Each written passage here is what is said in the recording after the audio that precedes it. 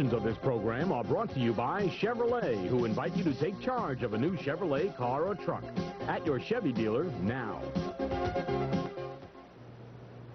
Rabbi Meir Kahane is founder and chairman of the International Jewish Defense League. That's a militant organization he founded in 1968, oriented towards self-defense. Its slogan is "Never Again," coined by the survivors of World War II concentration camps. Born in the United States and educated in Orthodox Jewish day schools, he was ordained a rabbi by the yeshiva in Brooklyn, New York in 1957. Kahane claims American Jewry can find security only by adopting the JDL program, preparing for armed self-defense. Kahane also admits JDL tactics were inspired by black militant groups such as the Black Panthers. He's been condemned by many as a demagogue, bigot, and an exponent of the use of violence. New York Mayor Kach has denounced Kahane as a disgrace to Jews and compared him to Yasser Arafat, chairman of the PLO. Rabbi Kahane arrived in the United States late this afternoon and is with me this evening here in New York. Welcome, Rabbi. I'm glad you could be with us. I think it's important for people who are not familiar with your views and with your stance to give a short explanation, as we did at the beginning of the program. And before we go into some of those areas in more depth, and that I do want to do this evening, I'd like to find out first from you in more detail why your trip to this country. Over the last three weeks, there has been a tremendous amount of agitation on the West Bank, in Judea, Samaria. Jewish cars stoned, 2 Jews killed. In retaliation, Jews attacked Arabs. Over this past week, some 9 of our people were arrested for self-defense. People who live on the West Bank, people whose wives and children and friends are threatened daily. And I'm here to, first of all, to point out to American Jews that the problem of the West Bank is an insoluble one if we keep on thinking in terms of coexistence. The Arabs believe it is their country. I understand the Arabs. I respect the Arabs. There is no coexistence possible with them. They have to leave. And secondly, I want to protest the fact that Jews who defend themselves in the very same way that members of Mr. Begin's underground group, Irgun, did 35 and 40 years ago, are now arrested by Mr. Begin.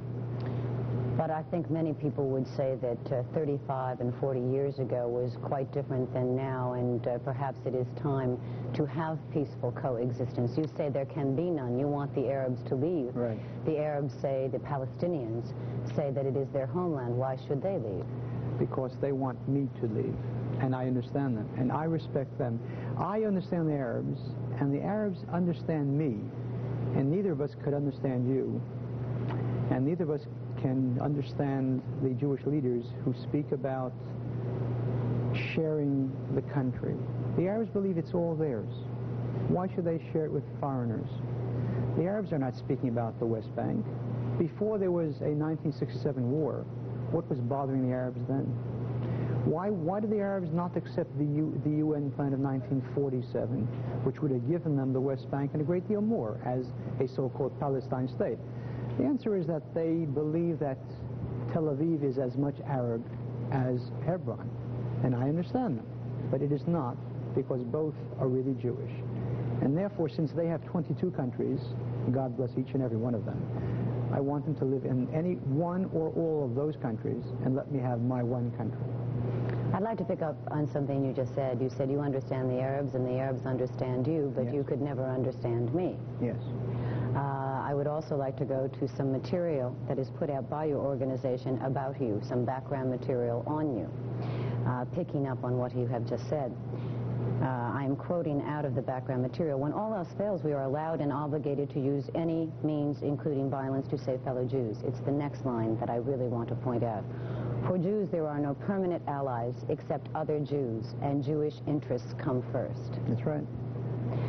So therefore, you feel that someone who isn't Jewish would never be your ally? No, I said he would never be my permanent ally.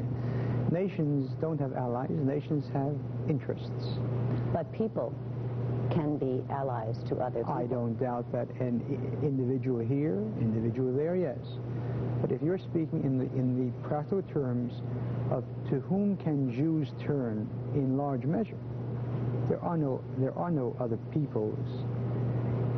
For years, when I was forming the JDL here, I waited for all of the minority groups that Jews had helped so many times, all through the years. How many of those groups marched for Russian Jews? How many of those ethnic groups marched for Syrian Jews? How many of those groups marched for Israel? So I am not a fool. I don't expect more. The Jew has got to realize that his interests come first as a Jew, just as I fully expect and appreciate that the black will not expect the NAACP to take its money and give it to Israel. I don't expect it. Going along with that kind of thinking, how will we ever get together as a race of human beings? I can respect my fellow human beings, and I can love my fellow human beings, but just as I would expect that I and you would expect to help your family first. And that doesn't mean that by your putting your mother or your father before some other person, that doesn't mean that you don't love that other person or can't live with that person, but there are priorities. Your family, your people, and then others. My people come before other people. Yes, I understand what you are saying, but let's stop right there for a minute and go into that thought. Yes, I think it is natural that people worry about their immediate family first. But then, if you are saying to worry about your people second, in this world there are many people who I could say who are my people, all right? Mm-hmm. But I don't agree with what they stand for, because everyone is an individual. I don't agree with what they stand for. I don't feel they have the same morality that I have. I wouldn't want to put them first simply because they were my people. First of all, if your brother is a bum, he's your brother. That doesn't change. The Jewish people, and I'm speaking now as a rabbi, an Orthodox rabbi, is one people, and it's a special people, and it's a chosen people. And I didn't make up that statement. It's in the Bible. You can ask any Baptist. We are a chosen people, and therefore we have a certain common goal. Whether he's a good Jew or a bad Jew, he's a Jew, and there's a Jewish boat.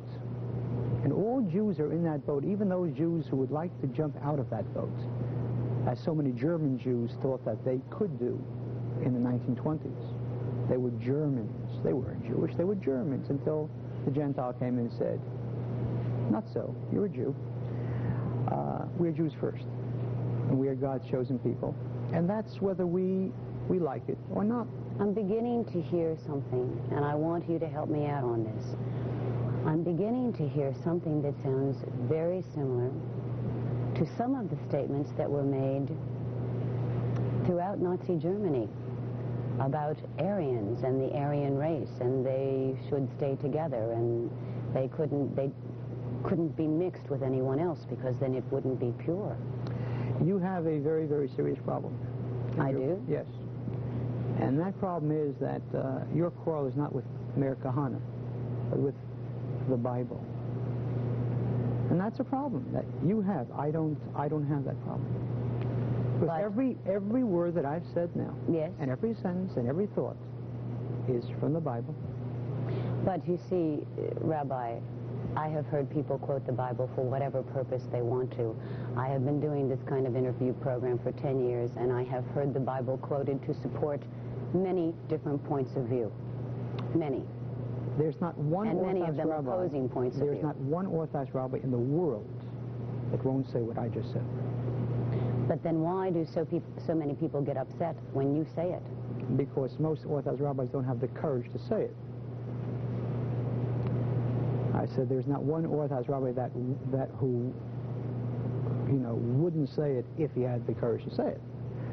It seems to me, though, we're working so hard. I think many people in this world are working so hard for us all to be able to understand each other and to get along with each other and to love each other. And if you are still segmenting and putting people into groups and saying only a Jew can help a Jew and therefore you have to stay together. Then you have only women can help women, only blacks can help blacks, only Catholics can help Catholics. That's going to separate us again as a world of people. I can respect people and I can love people, but I don't have to go to bed with other people. We Jews are a separate people. Otherwise, there's no point to being Jewish at all. Then there's no point to in Israel, a Jewish state. On the contrary, I think that the greatest racists are those people who boast of being proud of being Jewish and haven't got the slightest logical reason to explain why they want to put up barriers between peoples. Now, I know why I put up barriers, because God said so. And again, I'll challenge any Orthodox rabbi Many people to differ with that. Many people who are Jewish do not at all agree with what you say, and they disagree vehemently with what you say. I would say that the average Jew would not know Judaism if he fell over it. We wrote the Bible and the Baptists study it. The average Jew doesn't know anything about Judaism. I can't think of a single faith that is more abysmally ignorant of the most fundamental concepts of its faith than the Jews. And I am sure there are many people who are listening now, whether they are Jewish or not, find that statement upsetting, if not angering. And I am sure there are many Jewish people who feel that they are just as devout in their Judaism as you feel you are in yours. I think that most people that are ignorant of things usually do think that they know something. I'm speaking here, I'm not trying to make points with people. I'm speaking as a rabbi who has studied and who does know. The tragedy of American Judaism is that it's a Judaism which was created, it created God in its own image. The average Jew in this country does not believe that the Bible is divine. And if that's true, and I respect his right to that. In that case, then, why does the average Jew, and believe me, it's true that the average Jew gets upset when his child comes home with someone who's not Jewish. Now, that's the biggest racist in the entire world.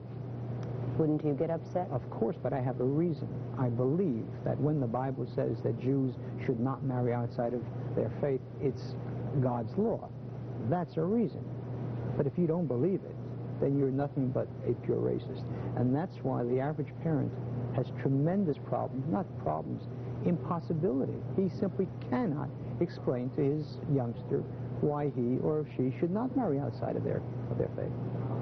We have to break away for just a few moments. We'll be back right after these messages. Stay with us.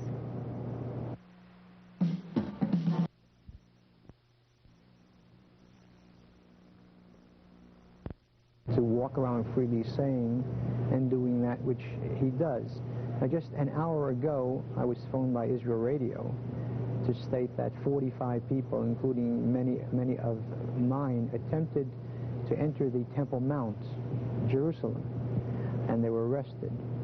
They attempted to establish a Jewish presence there. That will certainly not make things easier for me when I go back Monday. I find it outrageous that the Temple Mount, which is the site of the two holy temples, the holiest site in all of Judaism, is a place in which by law a Jew cannot enter. Israel controls it, will not allow Jews to even enter it out of fear of upsetting Arabs. Well, I'm not afraid of upsetting Arabs. If it's mine, if it's my holiest site, what are they doing there? At the very least, you can allow them both there. And that's why our people entered there, and that's why it's not going to make it easier for this arrest warrant. You had said that people in your organization have not been responsible for some of the events that have been occurring in Israel. I've said that they were not at all responsible in any manner, shape, or form for the death of a demonstrator of the Peace Now movement. All right, there have been when you were here in this country with the JDL, since you have gone to Israel, you went to Israel in 1971, and now with the Kach organization that you run in Israel, there have been many times when you have gone against the Israeli government, the Israeli establishment. One case in point, where you went against some of the feelings of the people of Israel. After the massacre, many of the people of Israel were demanding the inquiry. They said that this was a terrible tragedy, that those lives should not have been lost that way. It should not have happened that way. And it was many of the people of Israel in the Peace Now movement that really demanded the inquiry that occurred. At that time, the Attorney General at one time warned the Jewish Defense League's chapter in Israel that there was a poster describing the massacre of Palestinians in Beirut as divine retribution for past murders of Jews, and he said that it was unlawful.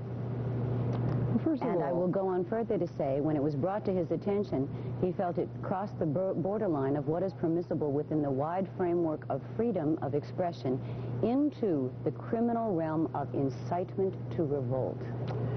First of all, I am not bound by anything that he says. If he indeed feels that what I have said somehow is worthy of a prison term, if any American out there listening thinks that that sentence warrants someone being put into prison, then he is welcome to that kind of a democracy. No, but what he is saying is he did not want the posters up because he felt that they were an incitement to riot. I can tell you that there are 15 posters placed in Jerusalem every single morning which incite me to anger and riot. Freedom of speech is not limited to those things that keep everyone happy and complacent. Sometimes posters anger people furiously. That doesn't mean that that poster should not be up there. Yes, and I'll say it again. I find it amazing. Arabs kill Arabs, and Jews hold an inquiry which wrecks the army, which forces the ouster of some of our finest generals. I don't weep over the fact that yesterday Christian Arabs killed Muslim Arabs, because the day before Muslim Arabs killed Christian Arabs, and because in the 1920s and 30s and 40s both of them killed Jews. In 1929 in Hebron, where I live, in one day 67 Jews were massacred. But well, who do you think massacred them? Jews? There were atrocities. Arabs massacred them. There were atrocities committed by Arabs against Arabs in Beirut. That's atrocities in the present. There were Arabs killed Arabs. Arabs killed Arabs. So let Arabs investigate the massacre and not Jews. You have once said, rather than so many of us have heard an eye for an eye, you once said 2 eyes for 1 eye. Absolutely. I suggest to you that perhaps, I don't know how old you are, but I remember I was a youngster in World War II. And I remember every night the Allied bombers going over German cities and bombing those cities with 1,000 bombers at a time. Cologne and Hamburg and Dresden and Berlin. I don't recall anybody protesting the fact that they were bombing those cities. Who do you think was being killed there? Generals? When you're in a war against an implacable enemy, and especially the Arabs, who for 60 years have massacred Jews, have raped women, who would wipe out Israel if they could, I don't weep for them. It's that simple. It's my enemy, and I don't weep for my enemy. We have people waiting on the phones for you, Rabbi. Let's go to line 4. Line 4, you're on the air. Go ahead, please. Yes, Rabbi, I was wondering if you could clear up a question for me.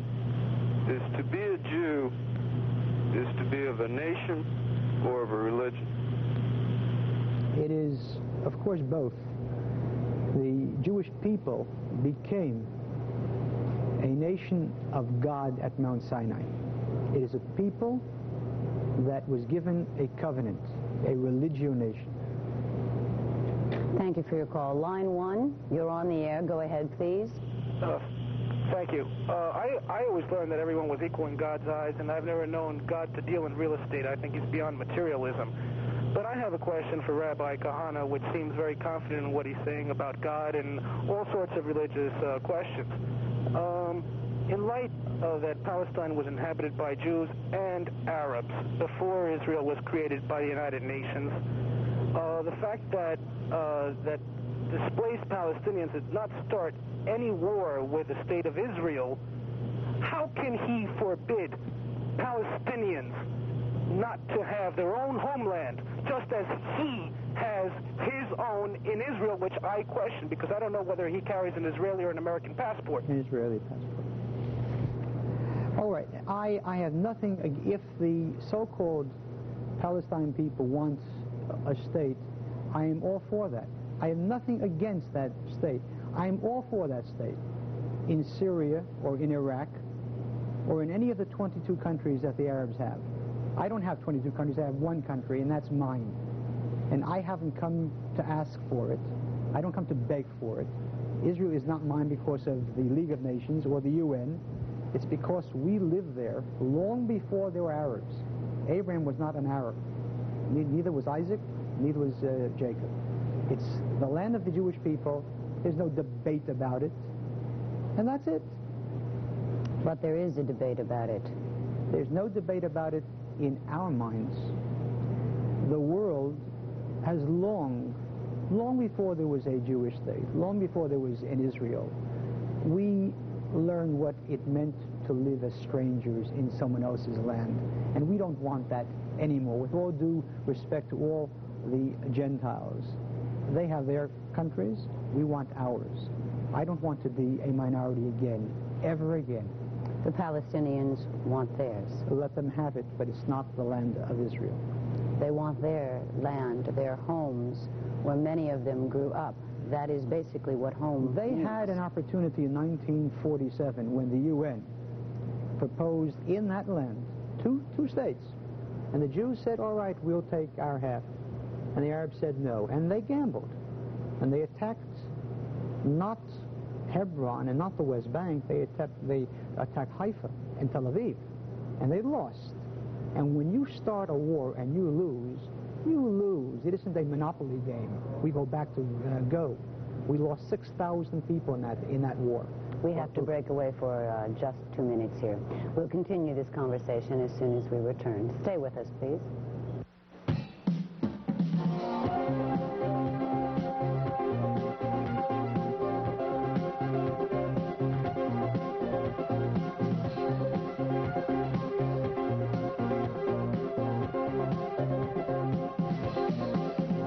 Imagine a cereal so unique, you can't describe it with one word. Crunchy and chewy. Oh, that's 2 words. One word's nutty. Of course, the raisins taste sweet. Crunchy, chewy, nutty, sweet, delicious. It's raisin grape nuts.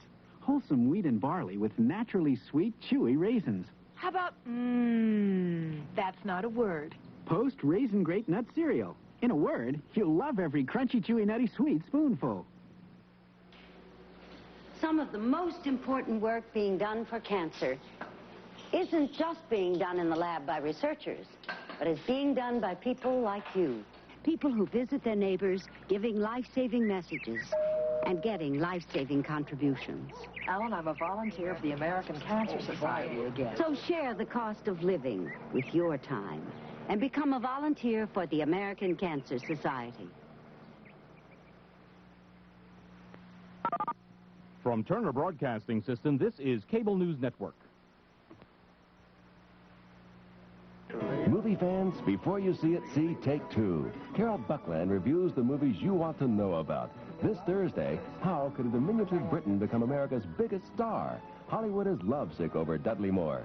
Get the full picture of the big screen. Thursday on Take Two, noon Eastern Time on CNN. A part-time job only pays for part of his education. Support the United Negro College Fund. A mind is a terrible thing to waste. Wherever, whenever news happens, 24 hours a day, CNN covers the world. CNN is immediate. For major events, CNN goes live to the scene. CNN is complete, the most in-depth coverage of any national news organization. CNN is experience. CNN correspondents are experts in turning complex issues into clear reports. CNN is intelligent information on a world of subjects. 24 hours a day, CNN is the news. Good evening, I'm Sasha Fu, and in the headlines on the news channel tonight, President Reagan has asked for another $110 million in emergency aid for El Salvador. The Senate has delayed action on a $3.7 billion jobs bill because of an amendment repealing tax withholding on interest and dividends. The first flight of the Space Shuttle Challenger is delayed again because of sand, salt, and silica particles on a satellite to be launched from the shuttle. The new launch date is set for early April. Those are the headlines. Now let's return to Freeman Reports. Welcome back. My guest this evening is Rabbi Meir Kahane. We have many people on the phones. We're going to get back to one of those calls right now. Line 2, you're on the air. Go ahead, please. Yes, we've discussed a great deal about war and killing people. Tomorrow, Rabbi, if the world could start with a clean slate, what would be your resolution to the problem? I mean, how is this going to be resolved?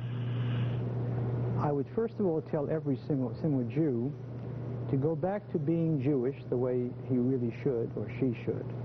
Go back to Judaism, and the Messiah would come tomorrow, and then we would have peace. Now, that's my instant peace plan, and I may form some group tomorrow called Peace Instantly. That is your instant peace plan, That's but right. that is not your interim peace plan. That's right, because there is no interim peace plan, and I'm not a demagogue. There are those people that say if you give up land, then there's peace. Then there are those that say if you don't give up land, then there's peace. No, it's not true.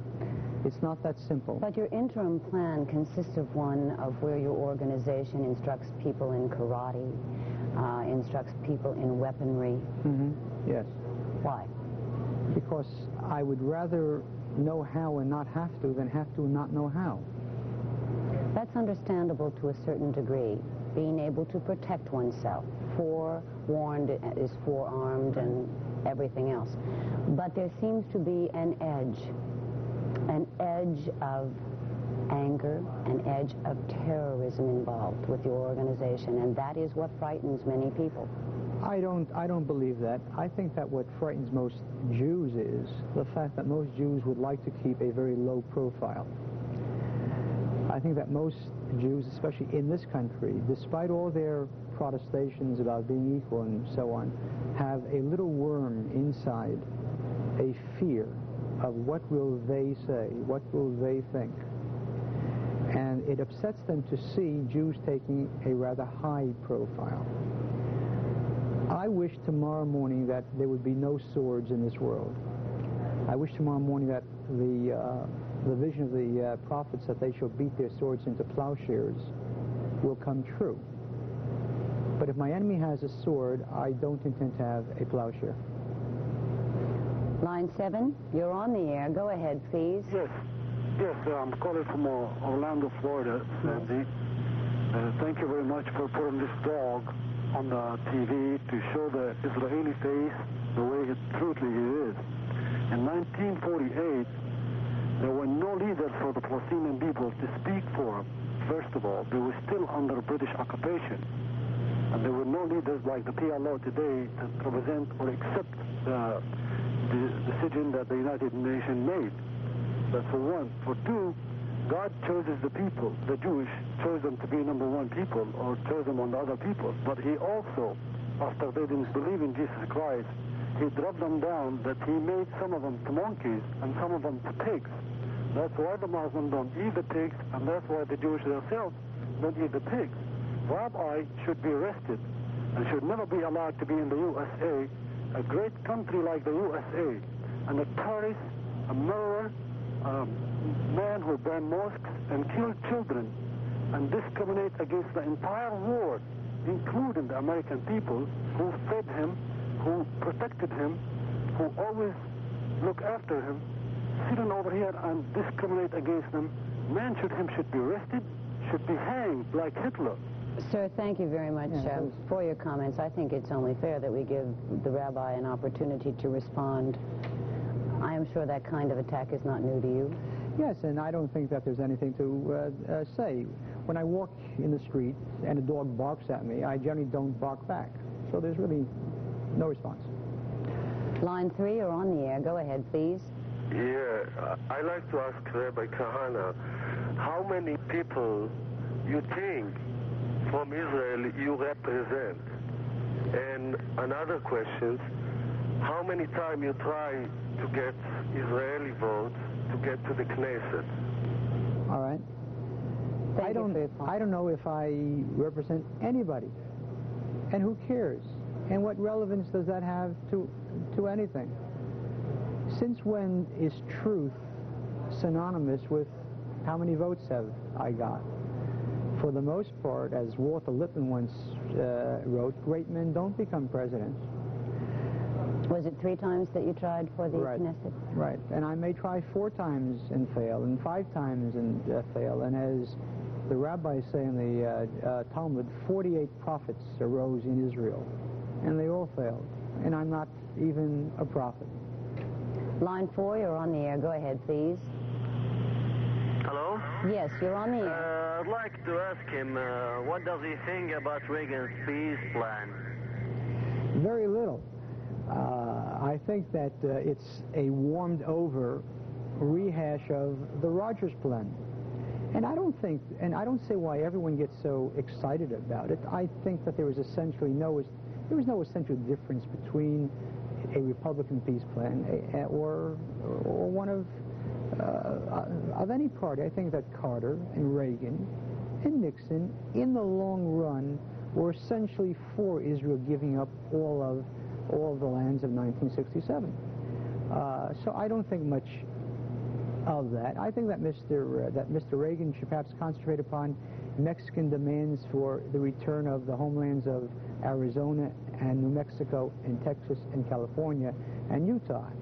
I think that before he goes around telling us to give up lands which would leave Israel 15 miles wide, let him worry about perhaps some of the lands that were taken from Mexico by this country. What about the right of someone who is leader of a country that is giving an unbelievable amount of aid to Israel? Does that not give that leader, meaning the President of the United States, Ronald Reagan, a right? Absolutely. Absolutely right. And if I was the Prime Minister of Israel, I would say, every penny that you've given us, we've given you back in so many, many ways. For example, you've always wanted to have a good look at a Soviet T-72 tank. We showed you it. You've always wanted to know how your F-16 planes do in real combat. Our pilots flew it and told you how they fought. How much is that worth to the CIA? And if Mr. Reagan says that's not worth it, then I say, then you have every right to stop giving us money. And we'll eat tomatoes, but you're not going to buy us with the money. Former President Carter is currently in Israel. Great mistake. Why?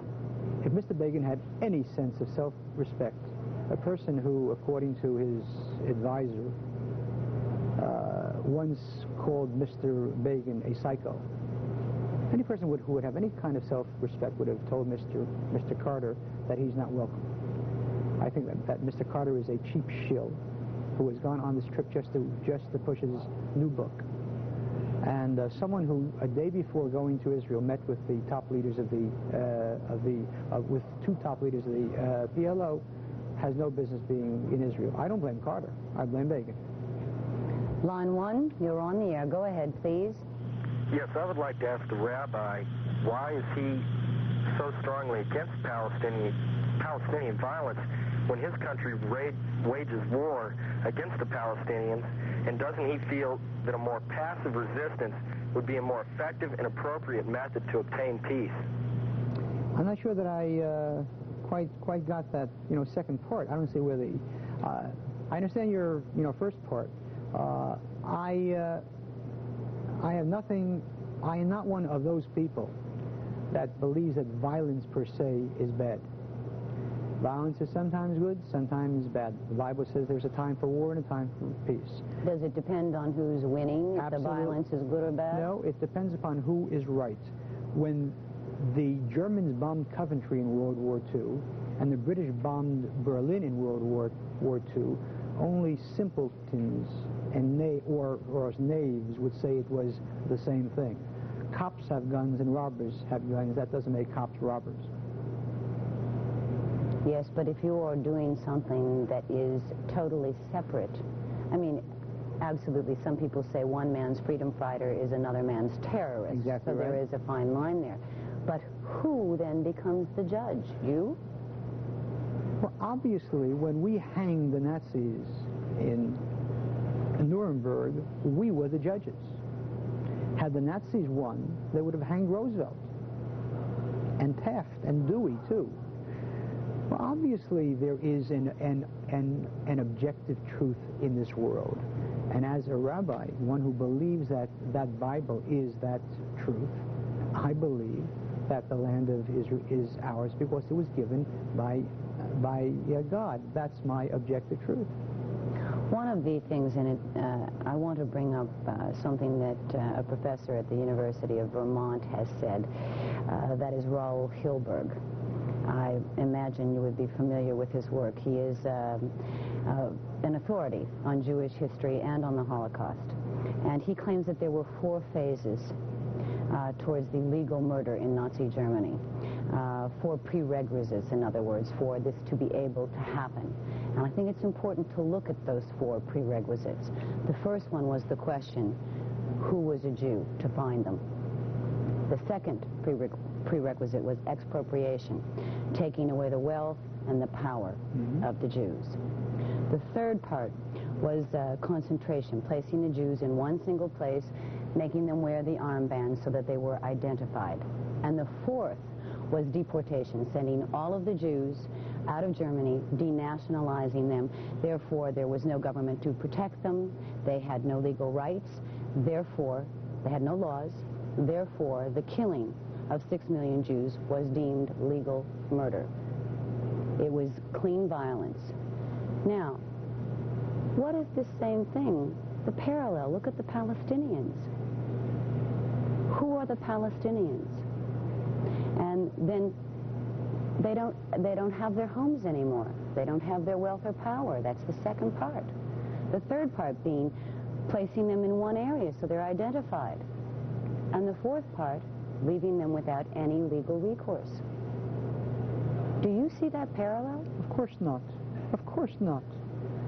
The Jews of Germany never claimed that Germany was really Israel, and that when they would become a majority or when they would have power, they would seize that country and call it Israel. But that's exactly what the Arabs are saying about Israel. The so-called Palestine people, including those who live inside Israel, in the state of Israel, will of course say to you, if we become a majority, let's say legally, and democratically, we will have a majority, we'll have the votes, we will change Israel to Palestine. Of course, it's a totally different game. I'm all for a Palestine somewhere outside of Israel. In fact, I'll be the very first one to give money to the UPA, United Palestine Appeal. But not in my country. Not in my country. I only have one country. But they feel they only have one home as well. They had their chance to have that home, and they decided to have the whole thing. And they killed us in the 20s, and they killed us in the 30s, and they killed us in the 40s when Jews pleaded with them, let's divide. And they said no. Well, they have reaped the fruits of their own particular labors. And if it's sad, then let them establish a country called Palestine in Jordan, or in Iraq, or in Syria, or anywhere else.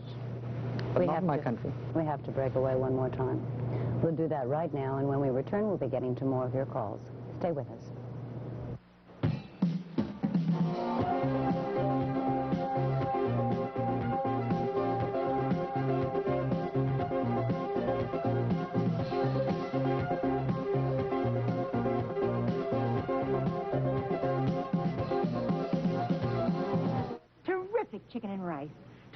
terrific chicken and rice. Terrific chicken and... Where's the rice? Not so terrific, Mrs. Lamont. It came out wrong and took 25 minutes. Should have used minute rice. For perfect rice every time in 5 minutes. Minute rice always turns out right. Always fluffy, always light, always... delicious. Perfect every time. Now your dish is going to be perfect in 5 minutes. Minute rice. Perfect rice in 5 minutes. You're about to meet something unexpected. A family car designed for the driver, not just the family. Marquis from Mercury. This Marquis has the nitro cushion suspension, so it gives you more than a smooth ride. It gives you a keen sense of precision and control at an unexpected price, under $9,400. The trim new Marquis from Mercury. Now get 11.9% financing on Marquis and other Lincoln Mercury cars. Computers for the home are really popular items. On the air. Go ahead, please. Yes, please. My question is, how can he consider Israel a democratic state? And he's saying that it is only for Jews or being a Jewish state. Well, quite obviously, when the Poles re-established Poland in 1919, they established a Polish state. When Ghana became free in 1960, it was an African state. Kenya is an African state, and Israel is a Jewish state. Now, I certainly, and I must say this, I've come here to this country for a couple of days to protest about certain aspects in that in Israel. I mean, some of our youngsters are now sitting in prison under a condition which I certainly feel is not worthy of Israel. Why didn't you protest? Why didn't you stay in Israel and protest there? Well, I was there, and I did a great deal. And now I thought that for this weekend, it's important that the American Jews hear of this, because American pressure is very, very strong. And I would hope that all of these people that really know of me only through the news media, which is a terrible way to know of anybody, would come down this Sunday at 2 p.m. to the Prince George Hotel. Please don't give dates, because this will air at other times, and it will be very, very confusing. Well, they may not see it on the original broadcast. Okay. That is the problem there. Line 2, you're on the air. Go ahead, please. Yes, good evening, Mrs. Freeman. My question is, I'm calling from Hartford, Connecticut. Yes. And my question is, do you think it's possible for the Palestinians and the Jewish people to live together in peace? Certainly. I think that it would be a very, very great thing if the Jews lived in their country and the Palestinians, as you call them, or as they call themselves, would have their country somewhere outside of the land of Israel. I am more than willing to live in peace with them on that basis. Thank you very much for your call. I would like to we have in our conversation covered some of the people that I would like to have your reaction to already. We talked briefly about President Reagan, former President Carter. I would like you to tell me more specifically your feelings on Menachem Begin.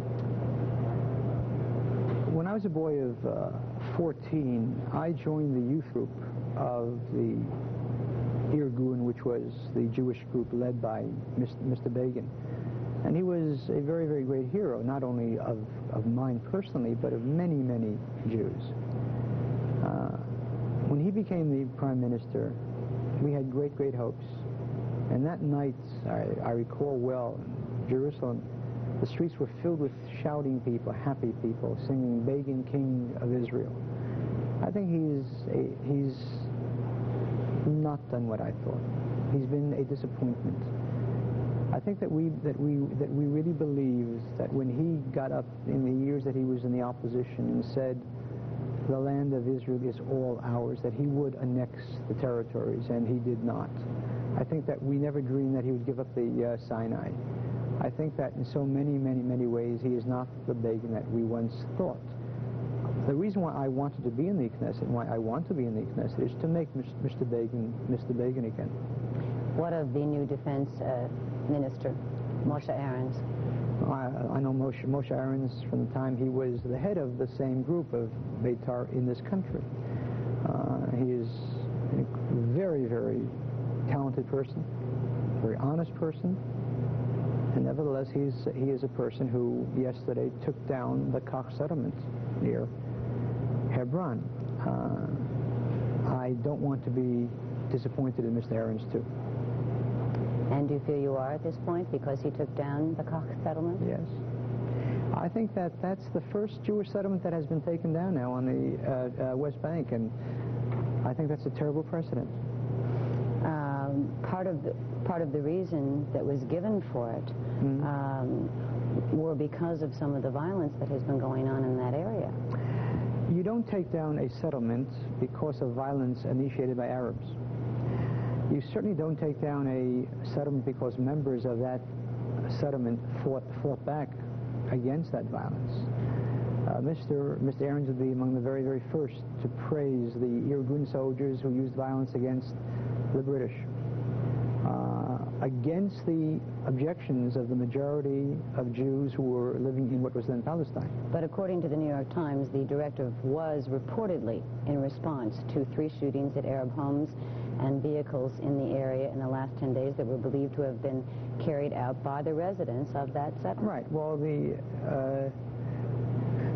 New York Times has a pretty good way of starting history when it wants to, like Except 10 the days fact ago. is, it was done for a reason. That's a pretty serious thing, Like to 10 break days. up a settlement, is it not? Yes, it is. All right, so there must have been a serious reason to incur I am waiting for the government of Israel to break up the first Arab village because of violence from that village. We have to take this one last time out. We'll be right back. Welcome back. We only have a few minutes left. Rabbi, I would like to get your reaction to some of the reports coming out of Israel today. And these are not official reports, but it has been said that some officials in Israel are saying that Israel is prepared to drop its demand for 5 Israeli manned outposts on Lebanese territory after Israeli troops leave the country. Your reaction to that news out of Israel? Well, that's part of the unfortunate pattern of Begin. This is part of his not being Begin. What has happened is that since Israel entered Lebanon, reached its capital city, was on the verge of physically wiping out the PLO, Begin has given up again and again. Again a retreat, again a retreat. And you see this as another... Absolutely. The final. Absolutely. Thank you very much for being with me this evening, Rabbi Meir Kahane. Thank you. And thank you for being with us as well. We'll see you next program.